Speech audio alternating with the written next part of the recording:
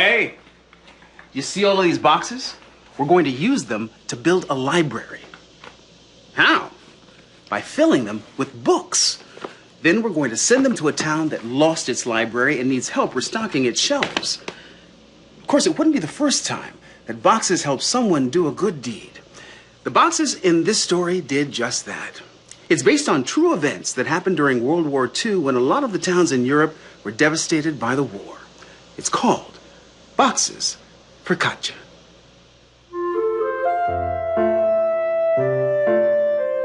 Boxes for Katje, written by Candace Fleming, pictures by Stacy Dressen McQueen, read by Elizabeth Tuke.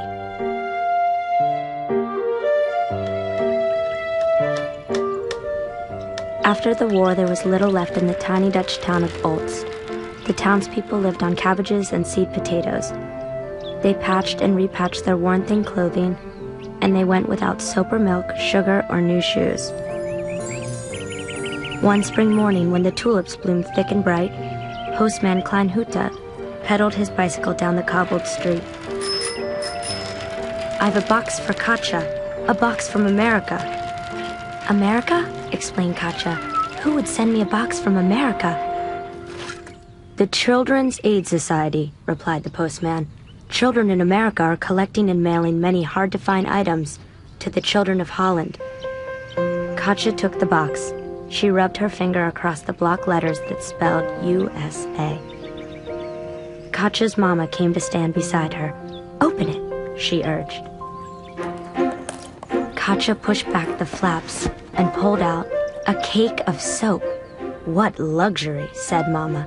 "No more bathing with gritty homemade stuff for you." Katje pulled out the next item, a pair of wool socks. "Now that is luxury," said Postman Klein Hütte. "Holland has become a sockless country since the war." And then he rolled up his pant leg to show his bare ankle.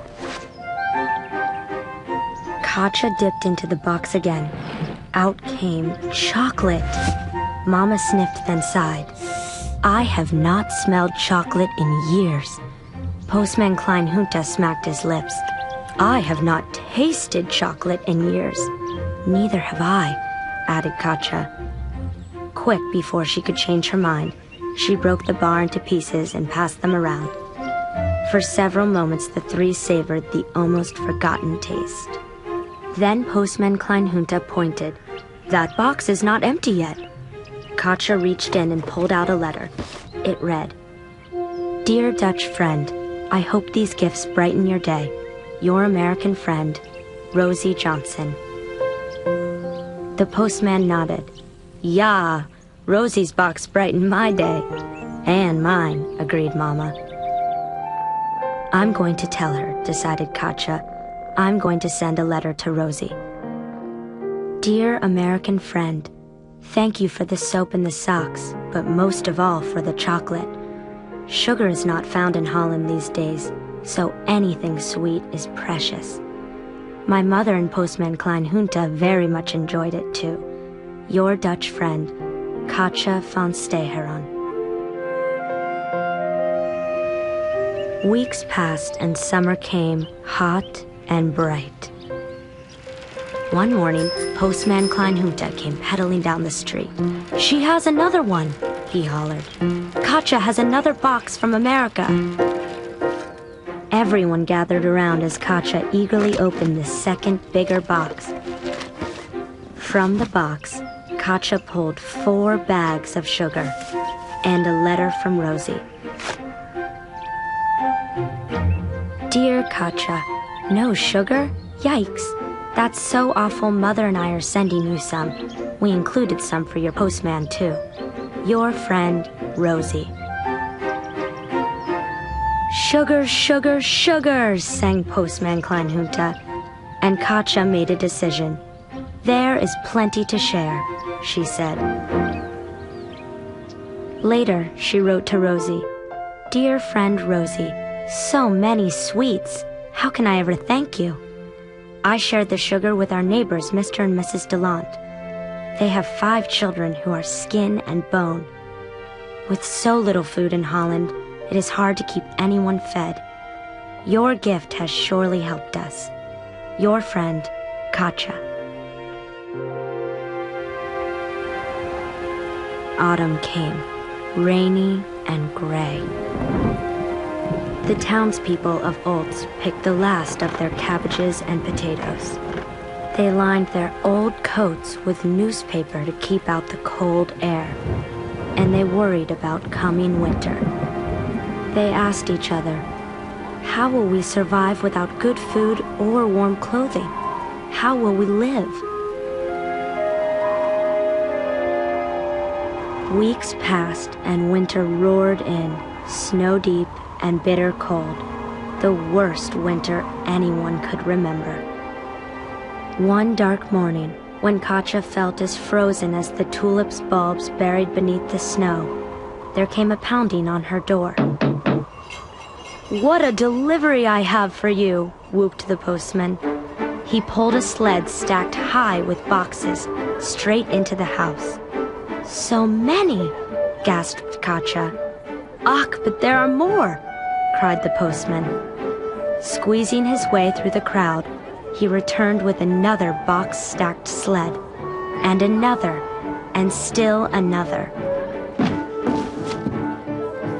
There was barely enough room for boxes and people as Katje pushed back flaps and pulled out coats, mittens, socks and shoes, scarves, hats and sweaters, cakes of soap, chocolate bars, and bags, cartons, and cans of food. At the bottom of the very last box, there was a letter from Rosie. "Dear Katje, you won't believe what's happening here. Everyone everywhere wants to send a box to you. The school organized a canned food drive. The church organized a clothes drive. Even the local businesses added items to the boxes. We hope there's enough here for all your friends and neighbors. Love, Rosie." For several seconds, the townspeople of Olds stood in speechless wonder. Then Katje cried, "There is plenty to share." Postman Kleinhunter danced a jig in his new wool socks. Mama wrapped her arms around Katje. "You have brought us a miracle." "No," replied Katje. "Rosie did." Slowly the snow melted and the wind lost its bite.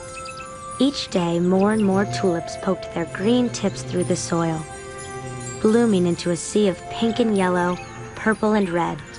One warm morning, Katje said, "It would be nice to send a box to Rosie." "Yeah," said Mama, "but what would you send?" Katje smiled as she told her. "This is a good idea," said Mama. And so one sun-bright morning, Mr. Everett the mailman hurried down Elm Street. "I have a box for Rosie," he announced. "A box from Holland." "Holland!" exclaimed Rosie. "What could it be?" Eagerly, she ripped off the wrapping and pulled back the flaps. "So many!" gasped her mother. Then Rosie read the letter.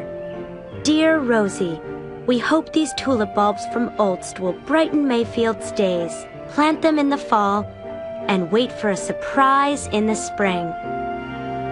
Love, Katje."